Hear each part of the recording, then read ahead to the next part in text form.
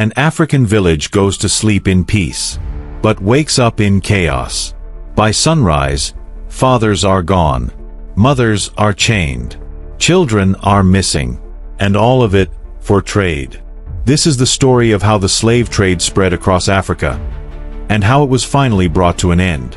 Before Europeans arrived, Africa already had kingdoms, trade routes, and even forms of servitude, but nothing like what was coming. When European traders reached the African coast in the 1400s, they didn't come alone. They came with guns, alcohol, cloth, metal tools, beads, and cowrie shells. These items became bargaining tools. Captured Africans, often prisoners of war, were exchanged for weapons and goods.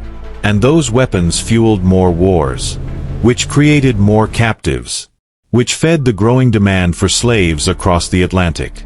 It became a brutal system that fed on itself. Entire regions were destabilized. Villages were raided at night.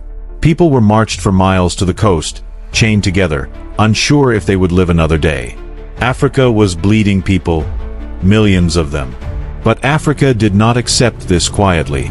Some African leaders resisted fiercely. One of the most powerful was Queen Nzinga of Ndongo and Matamba. She fought the Portuguese for decades, using war, diplomacy, and strategy to stop her people from being taken. Across the continent, communities resisted capture, destroyed slave routes, and protected escapees. And on the ships, resistance continued, through rebellions, hunger strikes, and silent defiance. The end did not come suddenly.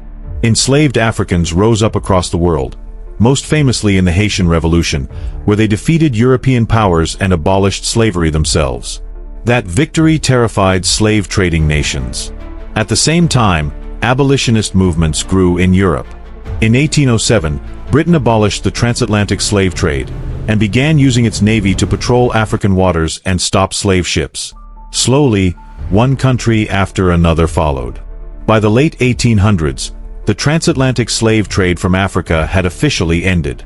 The slave trade in Africa was not ended by kindness. It was ended by resistance, rebellion, and relentless pressure. Africa lost millions, but it never lost its voice. And remembering this story is how that voice continues to speak. If this story moved you, don't keep it to yourself.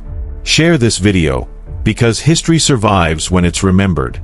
Like this video to honor the millions whose voices were silenced. Subscribe if you believe Africa's story deserves to be told. Fully, truthfully, and without filters. And tell me in the comments, what part of this history should the world never forget?